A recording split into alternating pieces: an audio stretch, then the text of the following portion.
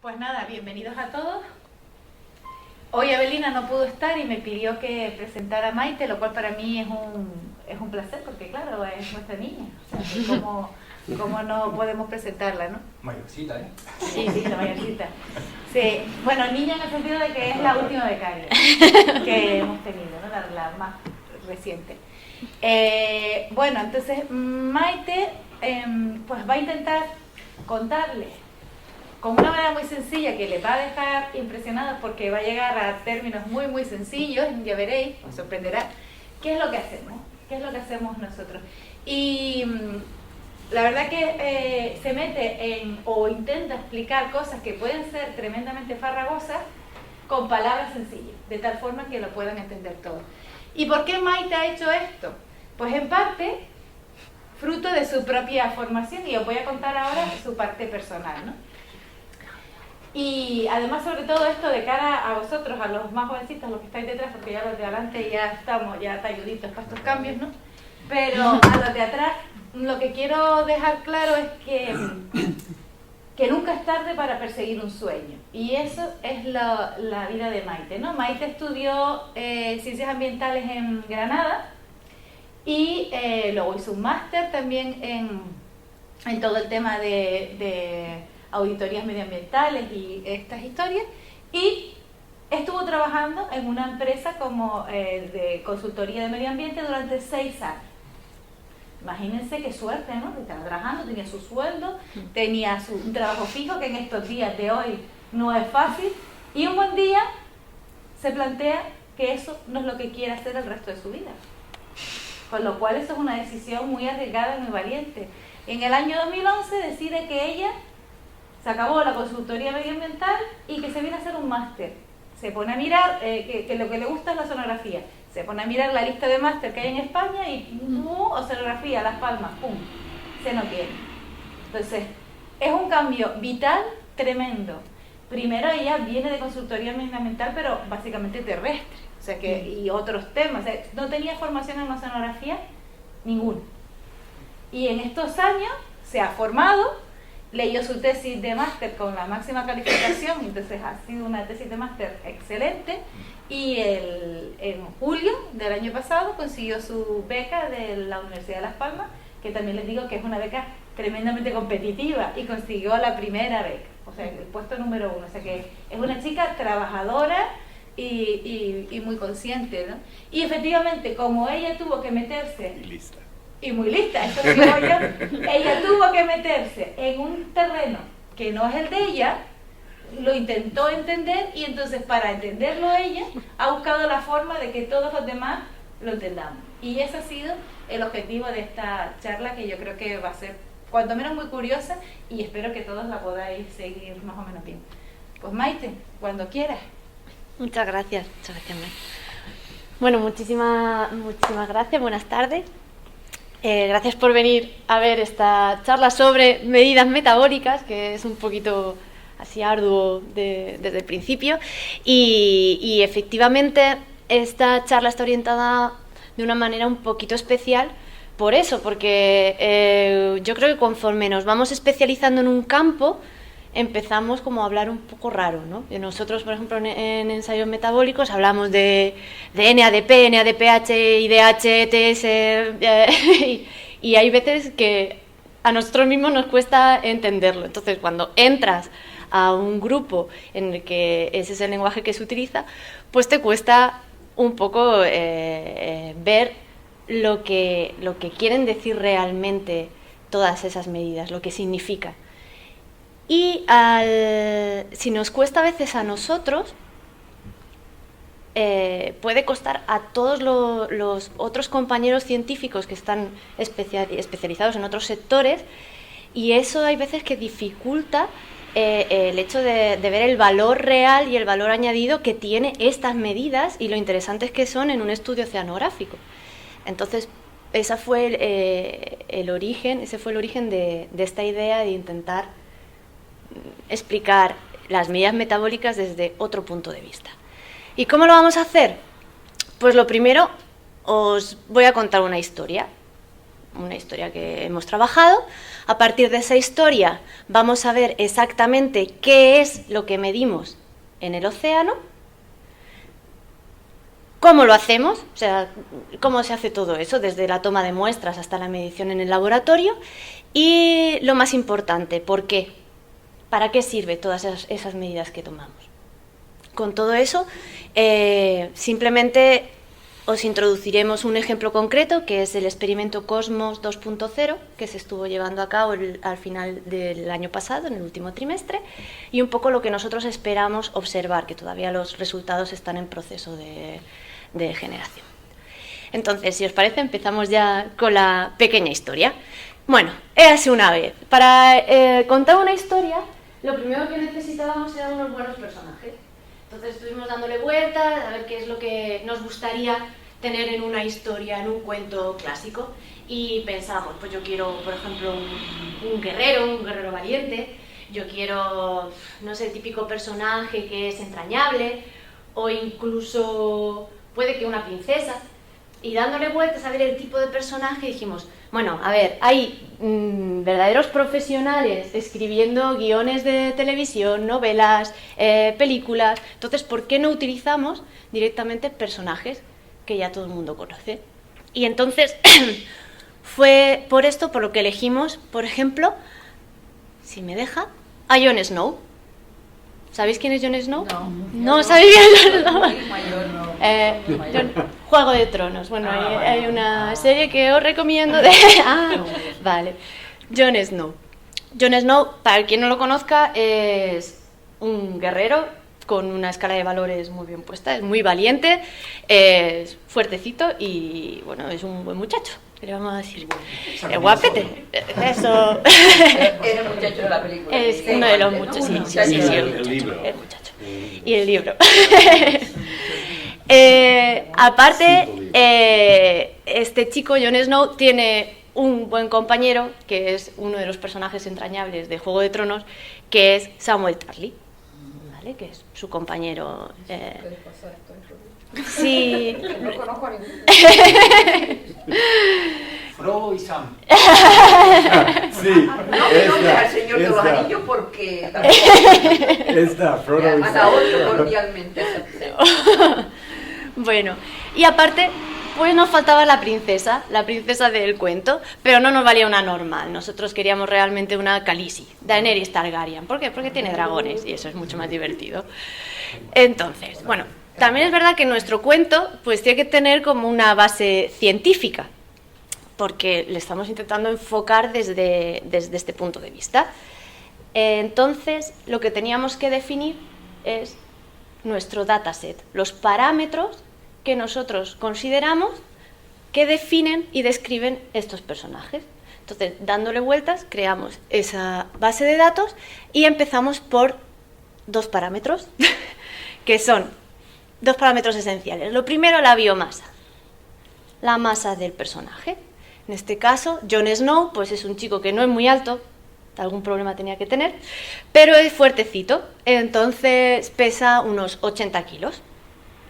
Y luego, este parámetro de aquí, que bueno, es un nuevo parámetro que hemos definido, que es la capacidad de andar. Es la máxima distancia que, en este caso, Jon Snow es capaz de recorrer en un día. Si Jon Snow se pusiera a andar, en un día recorrería 50 kilómetros.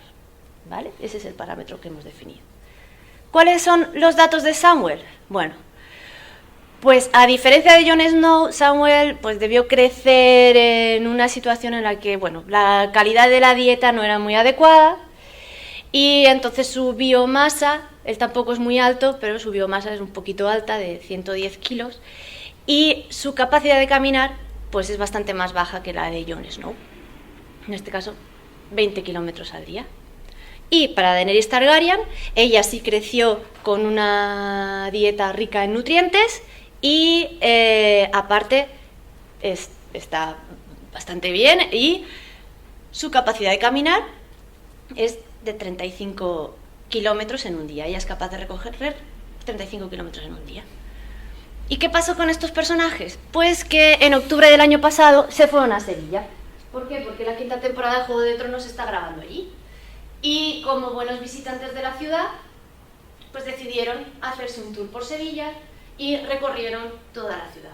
Fueron por todas las calles, visitaron la Torre del Oro, la Girada, un tablao flamenco, la Plaza de Toros, vamos, se lo pasaron pipa y cuando llegaron al hotel, al final del día, habían recorrido 15 kilómetros. Los tres recorrieron 15 kilómetros después de ese día. Y ahora vienen las preguntas. Y yo quiero que me digáis, bueno, esta es nuestra base de datos. Tenemos los 3 personajes con la biomasa de cada uno de ellos, el VC, que es la capacidad de caminar de cada uno, y la distancia real que recorrieron. Y a mí me gustaría saber qué pensáis o quién pensáis que se encuentra en mejor forma. Ella. La chica. La chica. ¿Alguien está de acuerdo? ¿Cómo define forma física? Buena buena pregunta, pero Kilómetros por ejemplo, referidos a tu capacidad. El peso del cuerpo por los kilómetros. si os digo exactamente cómo lo defino, os digo la respuesta. Quiero que simplemente intuitivamente qué es lo que pensáis o qué diríais vosotros. ¿En base a qué? Me explicáis el porqué. Eso sería... Va a ser el gordito.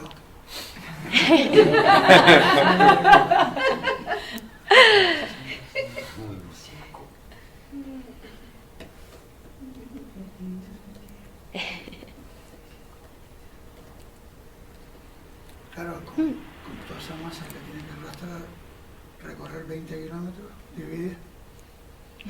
Hombre, Todos supuestamente hicieron la que peor 15. lo pasaría sería la chica porque es menos pesada para recorrer los mismos kilómetros. Esa es la- básicamente. pero Puede claro. ser. Puede ser. Bueno, lo dejamos ahí en el aire y ahora os digo la respuesta, ¿vale? Y la otra pregunta es, ¿quién creéis que acabaría más El agotado gordito, como dice. después de el gordito? Por experiencia propia. El gordito por experiencia propia.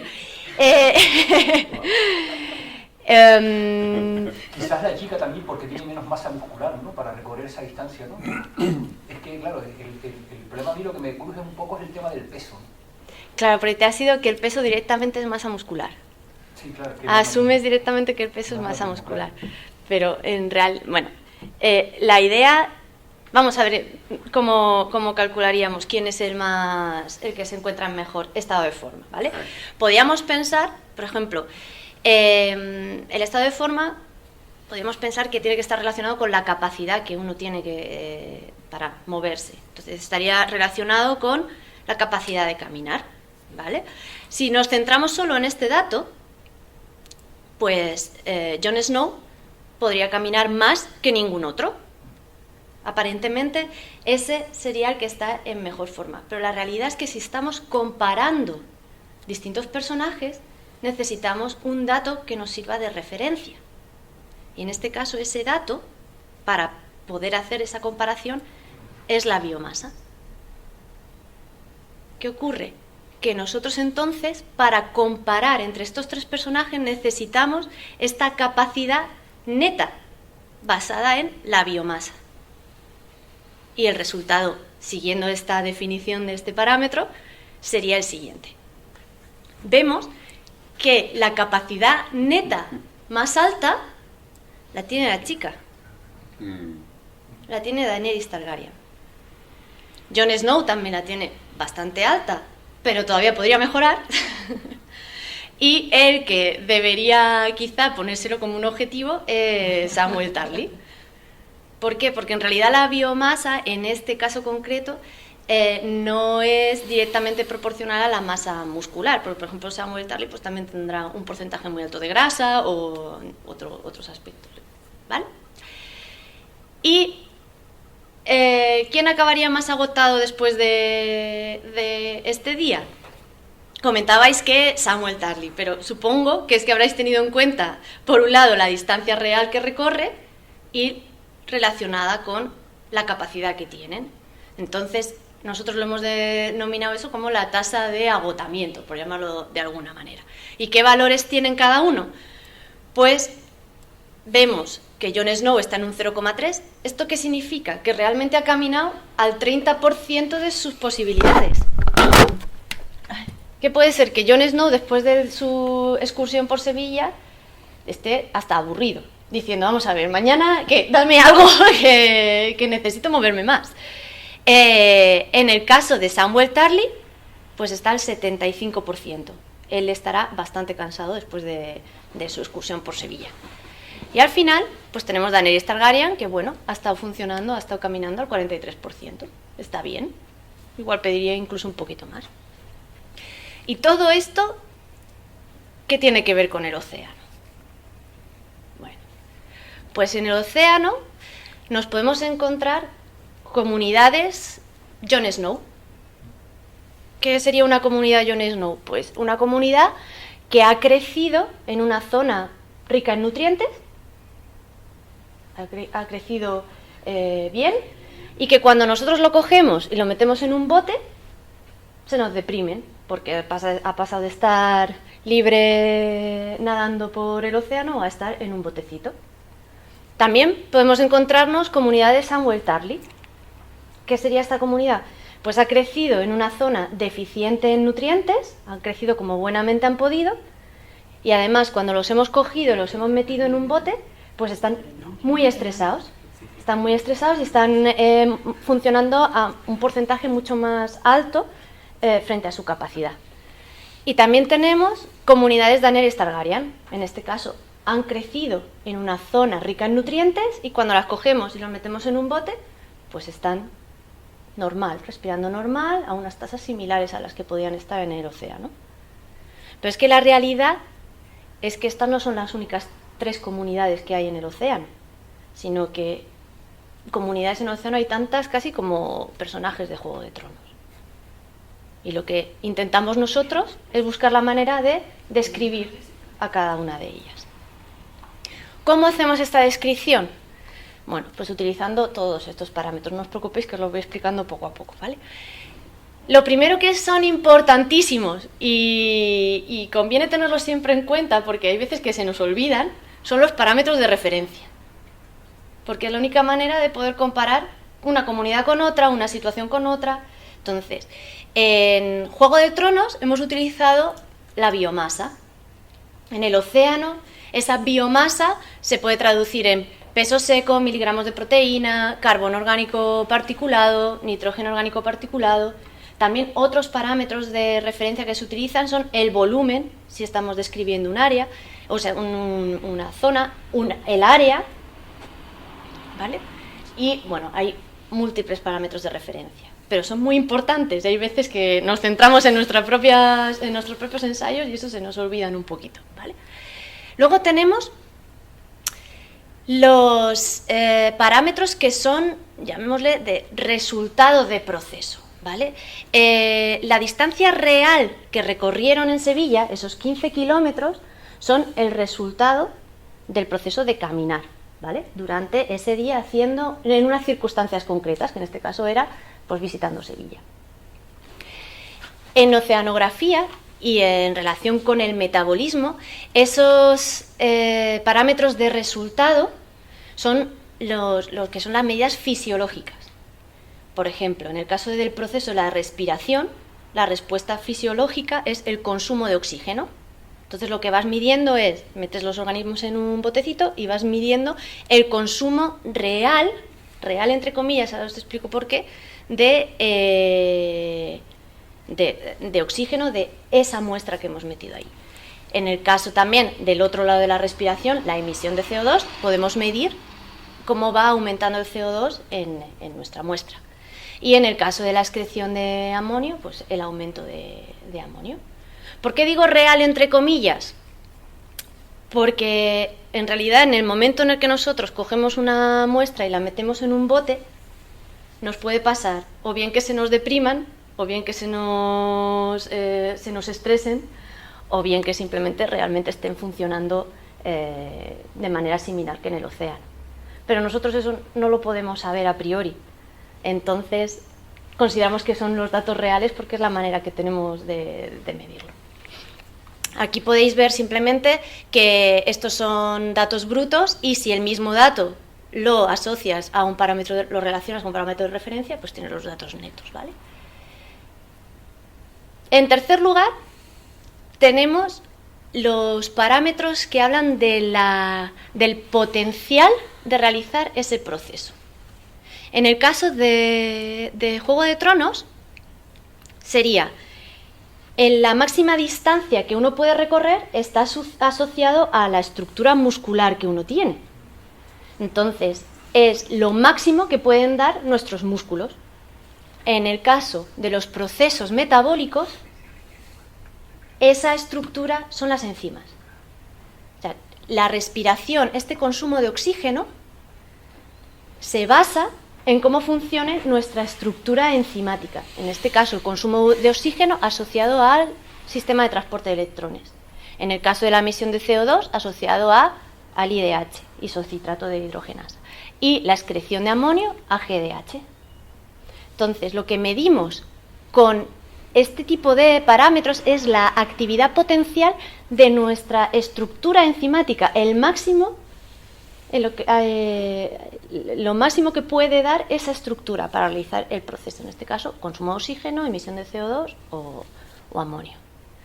Y finalmente, tenemos los ratios. Podemos combinar estos datos para intentar definir un poco, pues, si seguimos la idea de la tasa de agotamiento, en qué porcentaje nuestra muestra está respirando. O sea, si el consumo de oxígeno que tiene es un 70% del que sería capaz la muestra, o un 50% o un 30%. Nos permite esa información. ¿Cómo podemos obtener toda esta información? Bueno, lo primero que tenemos que hacer es ir a por la muestra. Para ir a por la muestra podemos ir en un barco y podemos obtener, pues si vamos a trabajar con zooplancton, pues muestras tirando una red. Si vamos a trabajar con microplancton, pues igual con botellas Niskin. O en el caso de aquí, es un ejemplo, pues las imágenes que vais a ver aquí están asociadas al proyecto Cosmos. ¿Estuvisteis en la charla de Ulf Ribelsel? ¿Sí? Unos sí, otros no. Bueno. Simplemente los mesocosmos son unas estructuras que empaquetan una columna de agua de 15 metros de profundidad por 2,5 de diámetro. Entonces, luego os explicaré un poquito más. Para coger muestras de dentro de ese mesocosmos, pues utilizaban un equipo específico que habían diseñado, que es esto de aquí, que es el Integrated Water Sample. El caso, que coges la muestra, después la filtras, depende de la talla, por una malla, por un filtro, ya a tu gusto. La congelas en nitrógeno líquido y la almacenas en un congelador de -80. Y todo esto lo haces en el lugar que tomas la muestra, sea en un barco o en una estación o donde sea. Pero esto lo haces directamente conforme sacas la muestra del agua. En este caso se pudo hacer pues en las instalaciones del Plocan y con toda la toma de muestras con los equipos de Geomar, que era la organización que montó el experimento. Una vez que termina la toma de muestras, cogemos nuestras muestritas del -80 y nos vamos al laboratorio aquí en la universidad. Lo primero que hacemos es homogeneizar la muestra para que al final el resultado que obtengamos sea representativo de toda la muestra que está en ese filtro. La centrifugamos porque nuestras enzimas se van a quedar en el sobrenadante y al sobrenadante le añadimos una serie de reactivos y ya la magia ocurre. ¿Vale? Pero bueno, esta magia, como en la Edad Media, no es magia sino es química, ¿no? ¿Qué tipo de química? Pues este es el modelo más básico que he encontrado de cómo funciona una enzima. ¿Vale? Básicamente tenemos aquí nuestra enzima con un sitio activo en el que solo encaja un determinado sustrato, forman el complejo enzima-sustrato, se produce la reacción química y al final se libera un producto y la enzima mantiene su estructura igual para seguir funcionando, es como un catalizador. En el caso de las medidas metabólicas, nosotros trabajamos con reacciones redox. ¿Esto qué implica? Que necesitamos un sustrato que va a ser, por ejemplo, reducido, gracias a que un cofactor va a ceder su electrón y va a ser oxidado. Entonces, estas enzimas necesitan por un lado el sustrato y por otro lado el cofactor.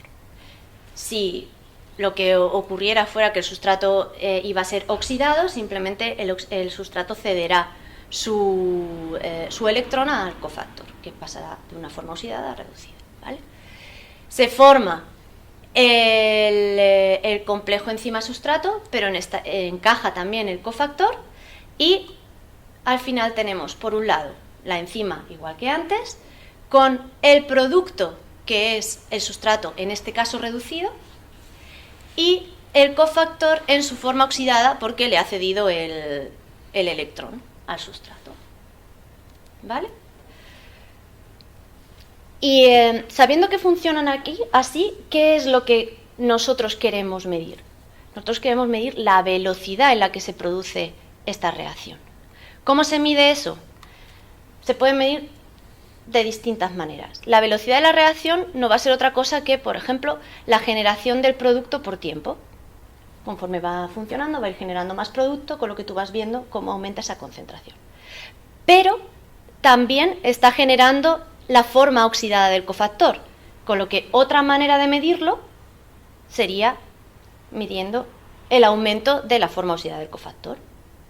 Pero no solo eso, sino que hay veces que podemos utilizar indicadores que se comportan exactamente igual que el sustrato, de tal manera que tú lo añades y su diferencia es que su forma, en este caso reducida, sería la reducida del indicador, cambia de color o tiene unas características que nos permite hacerle un seguimiento mucho más sensible que al propio sustrato.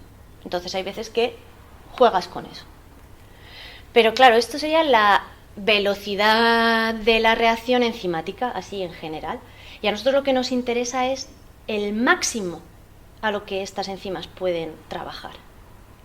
Porque recordáis que estábamos hablando del potencial, de la capacidad máxima, por ejemplo, de andar que tenían nuestros personajes. Entonces, ¿cómo podríamos, si estuviéramos hablando de nuestros personajes de Juego de Tronos, cómo podríamos ver que caminan a la máxima potencial, a su máximo potencial? Pues, no sé, los alimentaríamos bien, o sea, que se descansen bien, y a la mañana siguiente les ponemos un buen desayuno y les decimos que se vayan a caminar la maratón y que no paren, que sigan, y cuando termine el día vemos hasta dónde han llegado. Pues algo así hacemos con las enzimas. ¿Cómo? Lo que hacemos es que no le falte de nada. Le saturamos la muestra con sustrato y con cofactor, y nuestra enzima va a seguir haciendo este proceso hasta que uno de los dos falte.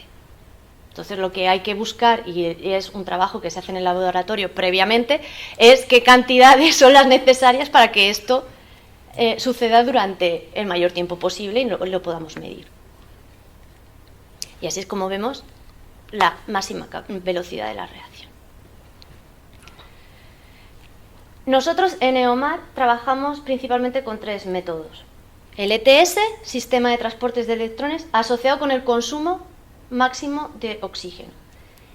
Isocitrate de hidrogenasa, asociado con la emisión de CO2. Y la GDH, glutamato de hidrogenasa, con la excreción de amonio. ¿Cuáles son las recetas de estos procesos? Pues, por ejemplo, el ETS es uno de los ejemplos en los que se utiliza un indicador que cambia de color para medir el proceso. ¿Por qué? Porque el ETS, cuyo objetivo es la generación de energía, el sistema de transporte de electrones al final es para generar energía. En una de las fases lo que hace es coger oxígeno y lo reduce a agua. Eso sería si quisiéramos medir la cantidad de sustrato, de producto que se produce, tendríamos que ver la cantidad de agua que se produce. Afortunadamente hay una sal, que es el INT, que se comporta de manera similar al oxígeno. y al reducirse cambia de color. Al formar el formazán, perdón por al reducirse y dar lugar al formazán, el formazán tiene este color. Entonces, este color tiene una absorbancia a una longitud de onda muy específica. Entonces, tú con tu espectrofotómetro lo configuras y tú vas viendo con el tiempo, esto es tiempo, y esto es la absorbancia a esa longitud de onda, vas viendo cómo se va produciendo formazán. La cantidad que se produce por tiempo es la velocidad, es decir, la pendiente de esta curva. El NADH y el NADPH son los cofactores. Ellos lo que hacen es dar su electrón al INT, ¿vale? Algo similar ocurre con el IDH. En este caso, el cofactor es el NADP y el ácido isocítrico le cede a él el electrón y lo que tú mides aquí es el NADPH, que tiene una absorbancia también a otra longitud de onda diferente, en este caso en el espectro ultravioleta, pero bueno, es irrelevante. Y finalmente la GDH, algo parecido. El sustrato es el glutamato y los cofactores son el NAD y el ADP. El glutamato cede su electrón al NADH y tú lo que mides es la producción de esto. Vale, entonces ya sabemos qué es lo que hacemos, sabemos cómo lo medimos y vamos a ver para qué sirve todo esto. Una de las primeras aplicaciones que tiene es el tema de mapear el océano. ¿Por qué? Hay que tener en cuenta que nosotros a la hora de tomar muestras podemos coger muestras de cualquier profundidad en la que se pueda lanzar una botella Niskin y con una resolución tanto vertical como horizontal la que determine la campaña. Pero no tenemos límite en eso más allá del poder lanzar una Niskin hasta una determinada profundidad o una red de zooplancton hasta una determinada profundidad.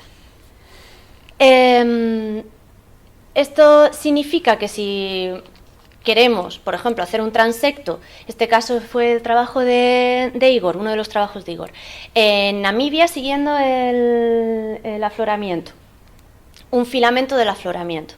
Si os fijáis, bueno, aquí mejor, la distancia hasta la orilla es de 500 kilómetros. Se hicieron todas estas estaciones y distintos puntos en la vertical. Al final, durante el proceso de la toma de muestras, tú lo que vas haciendo es almacenar todas esas muestras. Y luego llegas al laboratorio, puedes trabajarlas y tener muchísimos datos biológicos, de actividad biológica de ese transecto.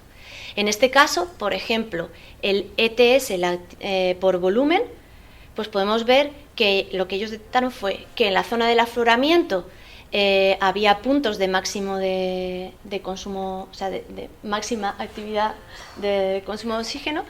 Luego había una zona a los 200 kilómetros que aparentemente no había nada y luego aquí al final a 400 kilómetros sí que volvieron a detectar un pico de ETS, porque coincidió con una de las entradas del filamento, de los cruces del filamento con el transecto.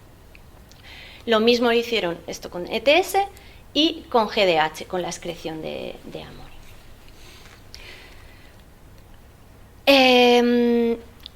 Otra de las aplicaciones son las tasas de agotamiento, por decirlo alguna vez, por relacionarlo con Juego de Tronos.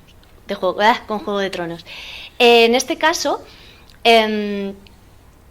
lo que se hizo, bueno, es intentar ver a qué porcentaje de su potencial respiran realmente nuestras muestras, el zooplancton o depende de la tasa en la que estés.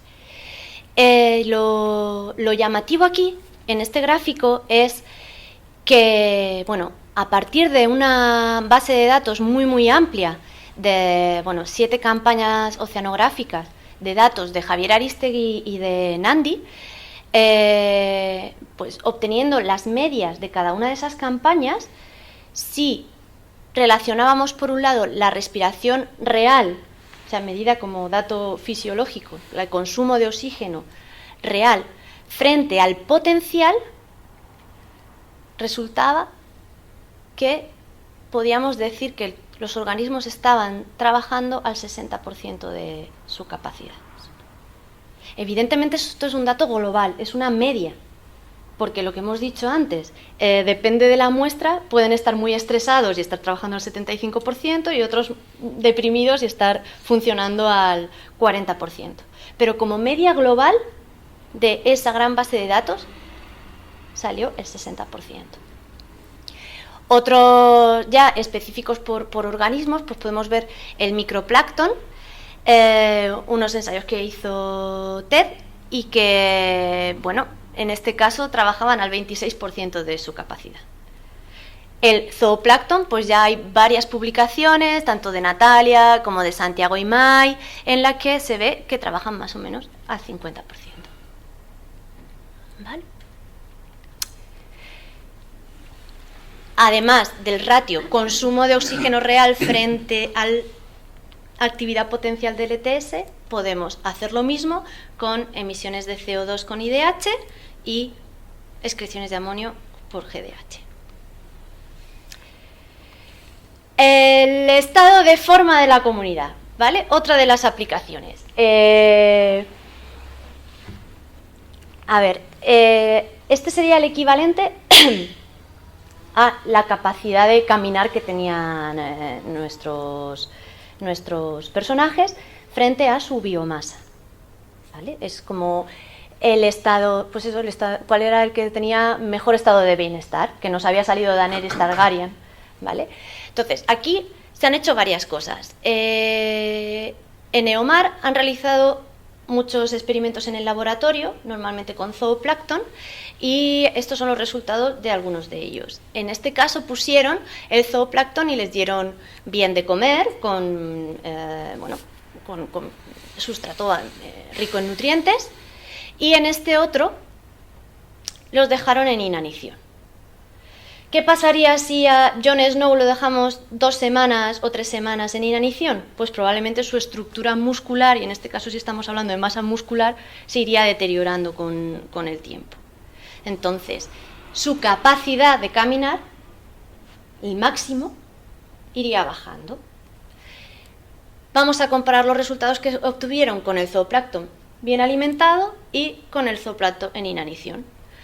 Pues resulta que los valores obtenidos, en este caso el número es 0,79, es lo que sale de ver es como su capacidad neta, ¿no? En este caso es el ETS frente a la biomasa. 0,79 en el caso de los bien alimentados y 0,49 en el caso de los que están en inanición. Pero ojo, aquí estamos en el laboratorio. ¿Qué ocurre en el océano? ¿Hay alguna manera de ver si esto sucede lo mismo en las muestras que tomamos en las campañas? Pues lo que hicieron fue agrupar por estaciones de afloramiento, donde supuestamente están creciendo con muchos nutrientes, en estaciones costeras, donde también tiene que haber un estado bueno de nutrientes, y en estaciones oceánicas, donde pues ahí ya los nutrientes son más escasos. ¿Y los resultados qué fueron? Pues que efectivamente en el afloramiento tenían valores muy altos, en la costa también eran bastante altos, pero menores que en el afloramiento, y finalmente en el océano eran los valores más bajitos. A mí me llama la atención que en el laboratorio nos portamos todavía peor, que nos pusimos en inanición y fue todavía... Sí. Fíjate, hay una cosa aquí que me cruza un poco. Fíjate el ajuste, cómo esa curva de la izquierda parece que está más ajustada, más pegada a la recta, y sin embargo el coeficiente de regresión es menor. Sí. Esta de aquí que está más dispersa. Sí. ¿No estarán cambiados? No. Porque hay más dispersión de datos ahí, sin embargo el ajuste es el R cuadrado es mayor.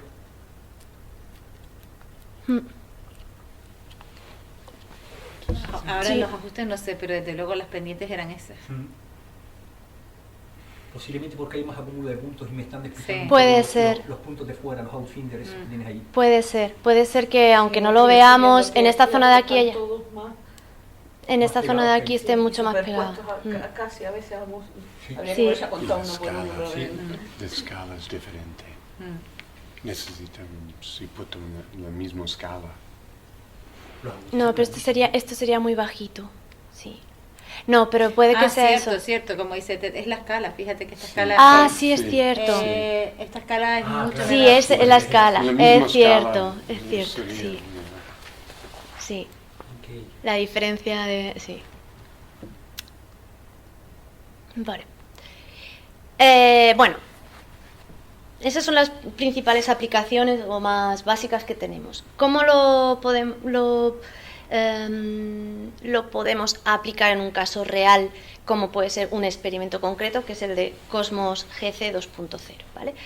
El experimento de Cosmos, os explico rápidamente qué es lo que se quiso hacer. Se construyeron 9 mesocosmos que se pusieron en la bahía de Gando. Esos 9 mesocosmos, cada uno de ellos empacaba una columna de agua de 15 metros por un diámetro de 2,5. Lo que se hizo fue a cada uno de ellos ir añadiéndole cada vez más CO2, simulando las condiciones de acidificación que se esperan tener en los próximos 100 años, desde el mesocosmos 1 hasta el 9. De tal manera que yo aquí lo que he intentado plotear, perdón por dibujar es, bueno, esta línea de aquí abajo serían como la media de los 3 mesocosmos con menos concentración de CO2, similares a las concentraciones actuales. Aquí un nivel intermedio y aquí un nivel alto de CO2 con una mayor acidificación. ¿Qué es lo que pensamos que vamos a obtener? Los resultados que pensamos que vamos a obtener. En primer lugar, lo que vamos a medir es el estado de bienestar de la comunidad. Lo que hemos visto antes del zooplancton bien alimentado y en inanición, ¿vale? Al principio, en todos los mesocosmos tendremos la misma comunidad, con un estado de bienestar X. Y de hecho, los filtros salían más o menos similares, de los mismos colores y la misma cantidad de volumen filtrada y demás. ¿Qué creemos que va a pasar? Pues conforme vaya pasando el tiempo, como están empaquetados y no tienen ninguna entrada de nutrientes, pues pensamos que la comunidad, aunque sea la misma, va a disminuir, va a haber menos individuos. Probablemente pensamos que en los que están más ácidos, los que tienen un mayor nivel de acidificación, esa disminución será mayor, porque están más, bueno, el nivel de cambio es mayor de las condiciones, ¿no? Con el tiempo, probablemente cambien esa estructura, porque ya llevan un tiempo en inanición, los músculos se le van a ir deteriorando, las enzimas van a ir siendo menores y seguirán bajando también en cantidad. Todo esto, cuando hablo comunidad, es un grupo de distintas especies conviviendo, ¿vale? ¿Qué creemos que va a pasar? Bueno, en un punto determinado, el experimento lo que decidió fue simular un afloramiento. Esto es, fueron a un poquito de aguas adentro, tomaron agua de fondo de 700 metros, vieron a ver el nivel de nutrientes que había, consideraron que era similar a un afloramiento y inyectaron en los 9 mesocosmos ese agua para ver cómo respondería la comunidad planctónica a una situación así en distintas condiciones de acidificación.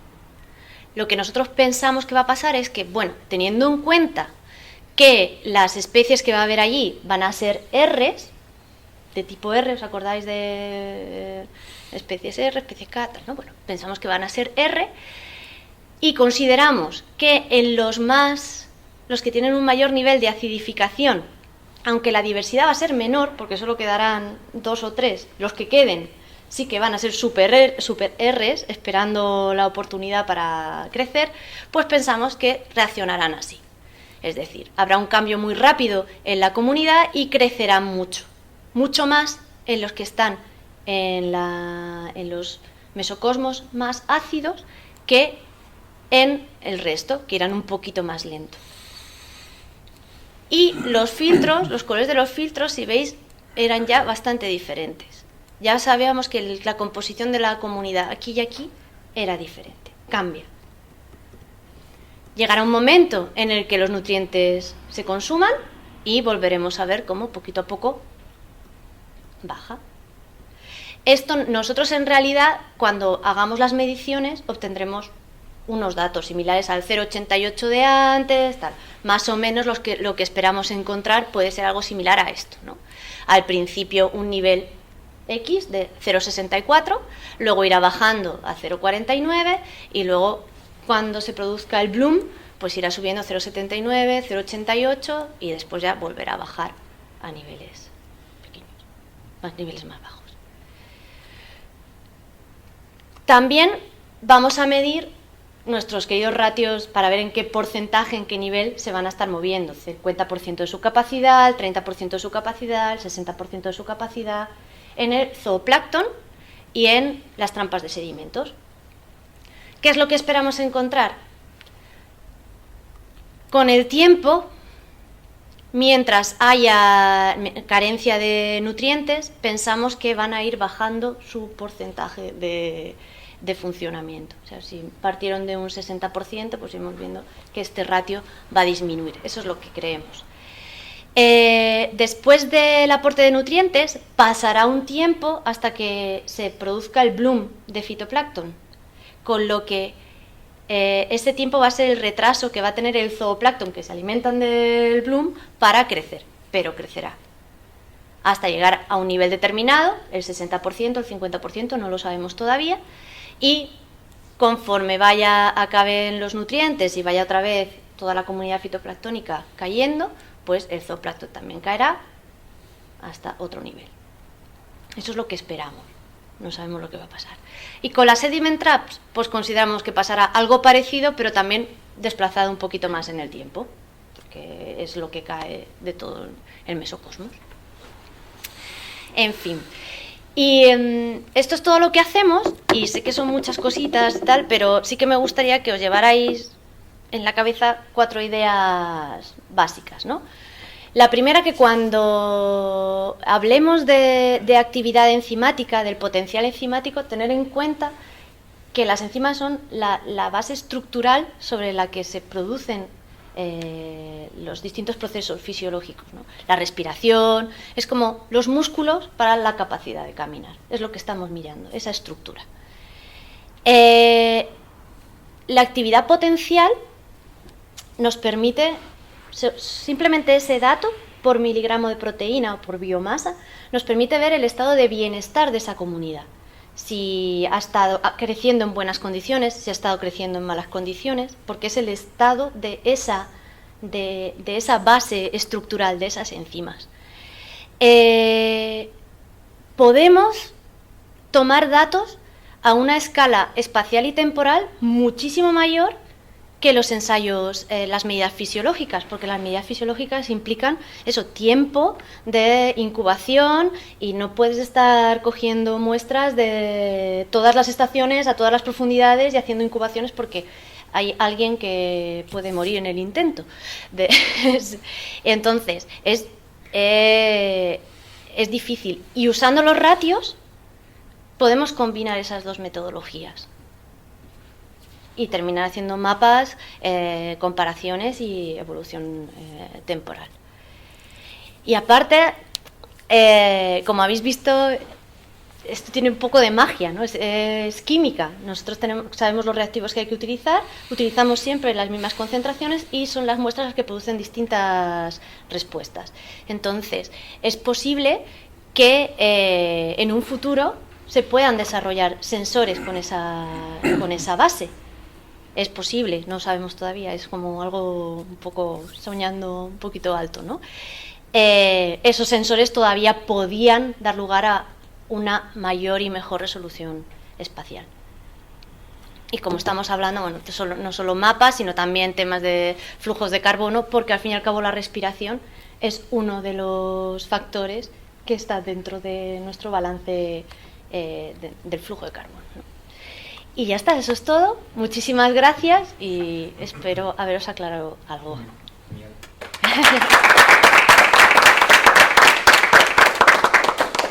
Pues muy bien, Maite, interesantísimo. Espero que les haya gustado. A ver, ¿alguien se anima a preguntarle algo? Yo en directo llevo una cuestión.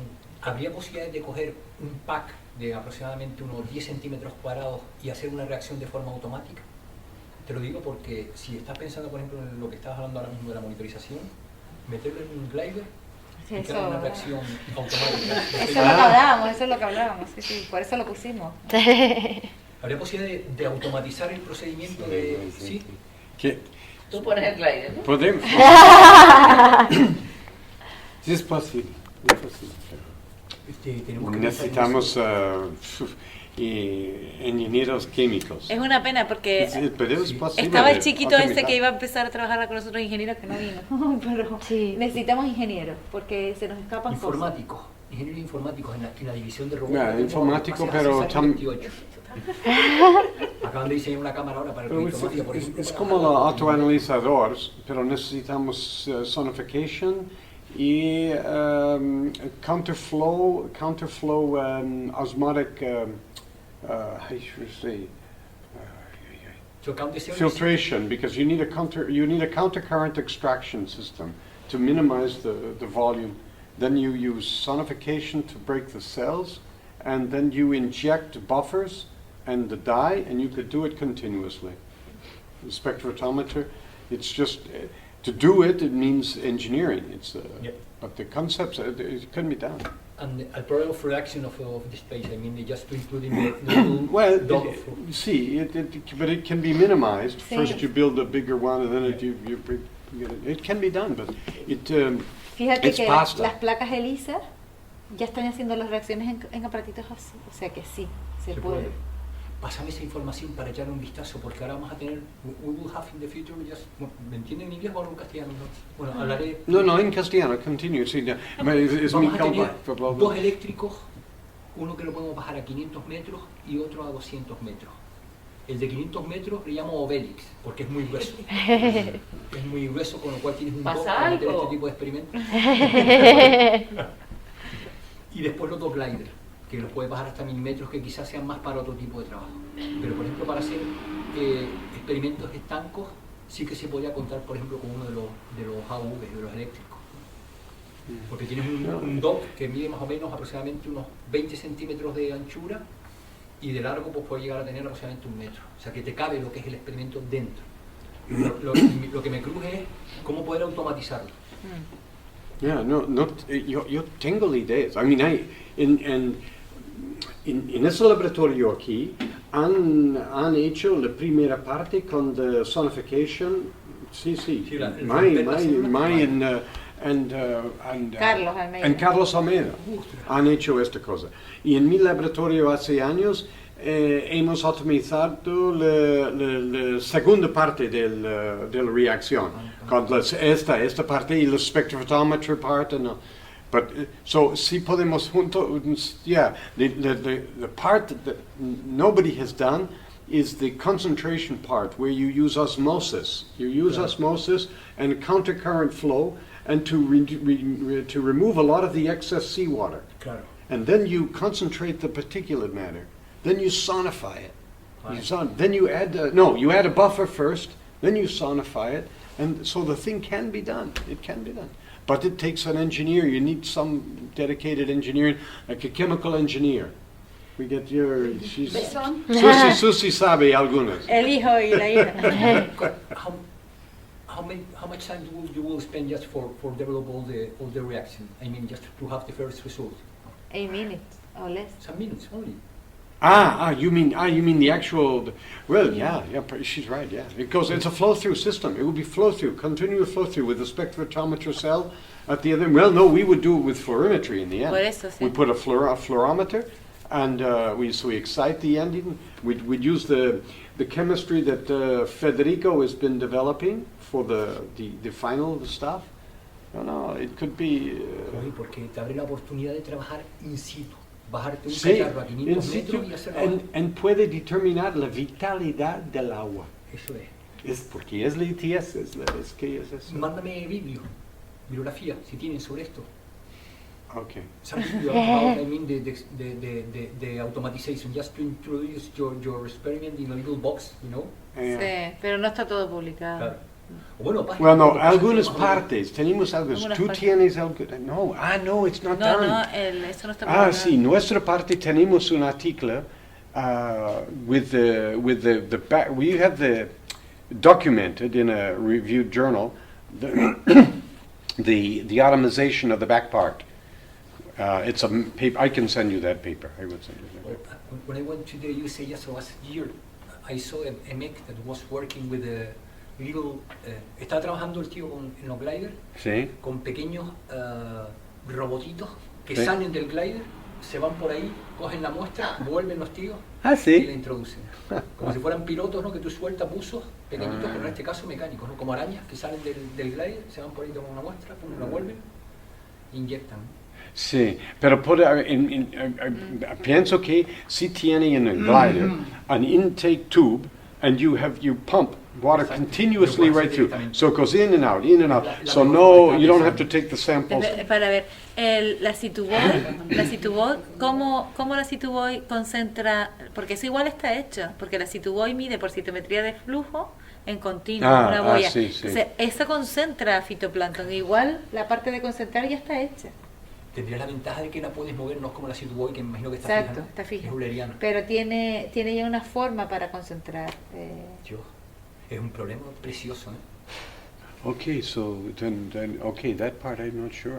You know that, I don't know that. A ver, la Situboy está en continuo y ¿Quién está... tiene esta cosa? ¿Quién la tiene? No lo sé quién la tiene. Busco Situboy se llaman. Eso se aparece de cada en San Google. Sí, estaba en desarrollo, pero ya se vende.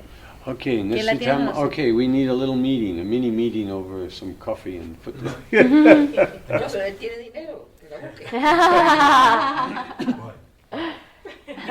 Nos vamos a dar unas talladas con lo que nos dinero.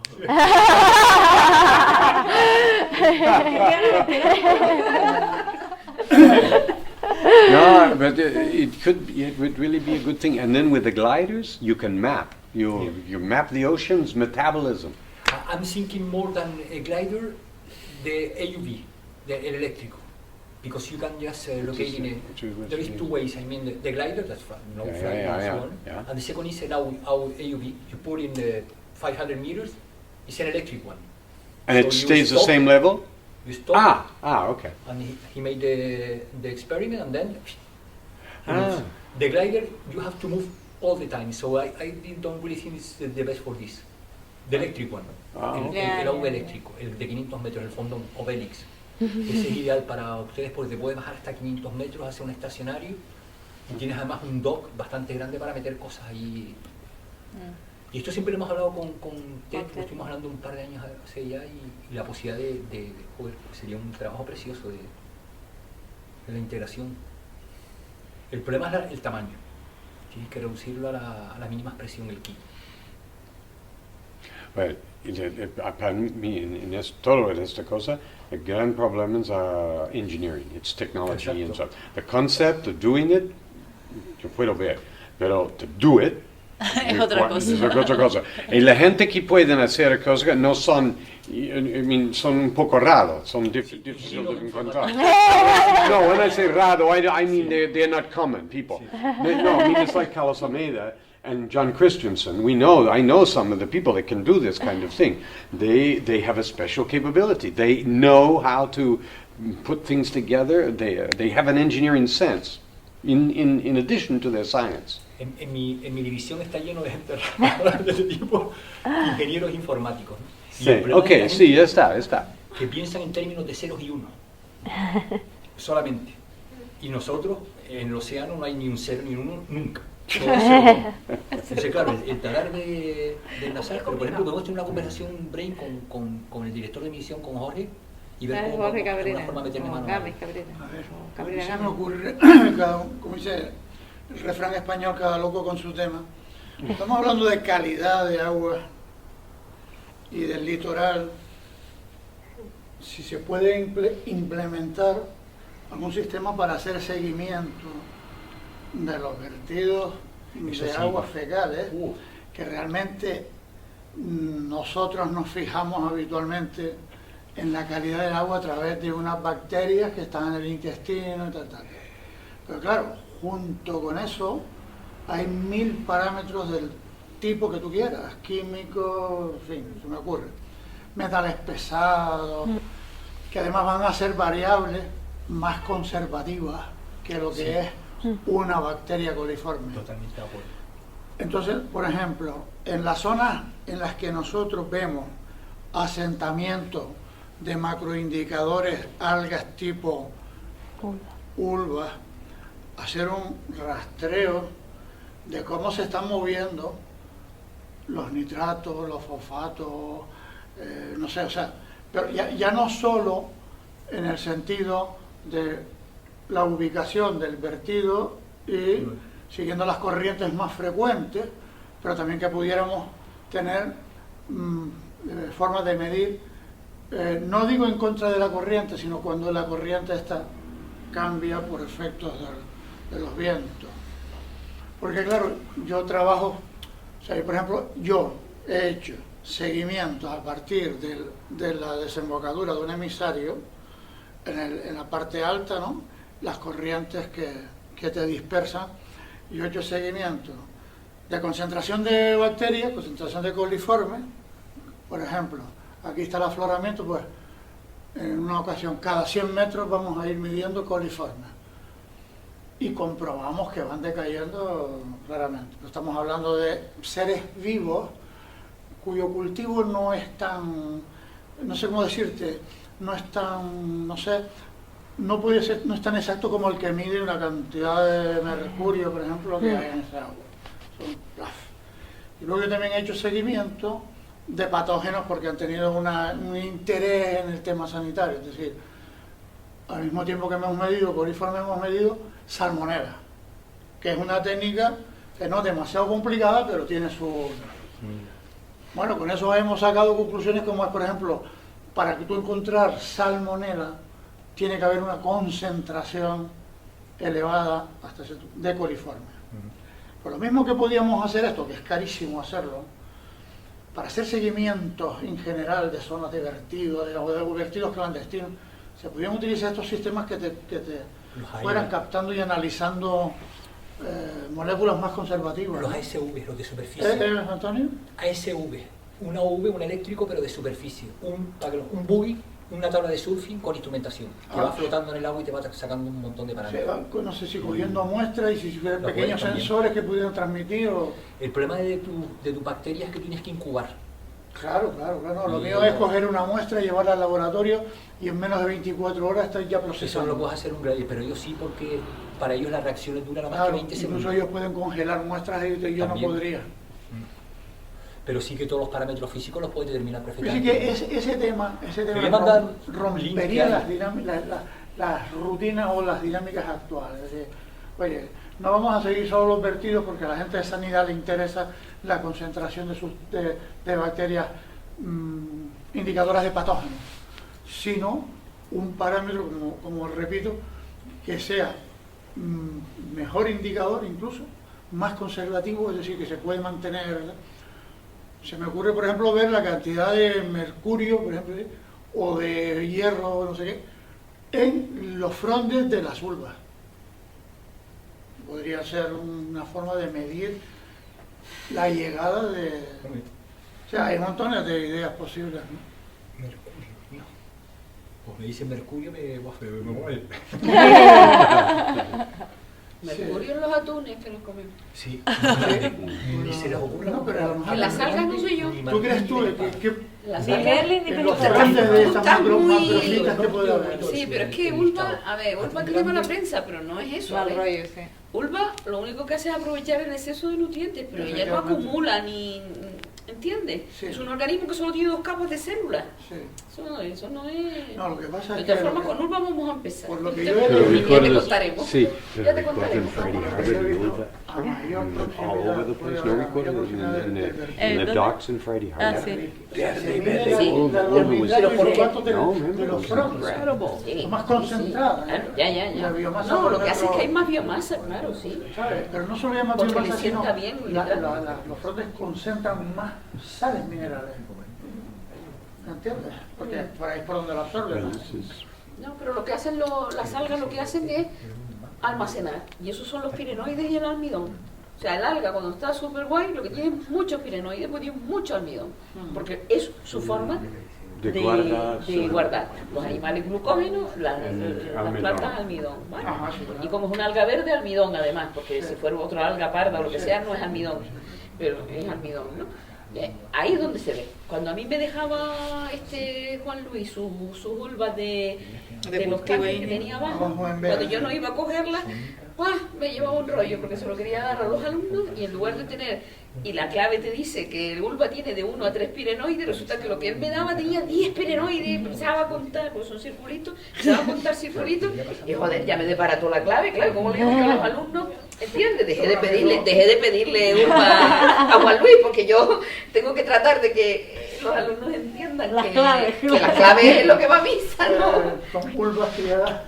Claro, porque las cultivaba Juan Luis abajo. Son los gorditos. Son los gorditos. Están totalmente bien alimentaditas. Claro, pero bueno, todavía la parte bioquímica a mí se me escapa un poco. Solo te puedo decir la parte cómo se traduce morfología. ¿Cómo se traduce morfología? Well, I have to read in front of me, so... Yeah, it was Se lo awesome. recuerdo.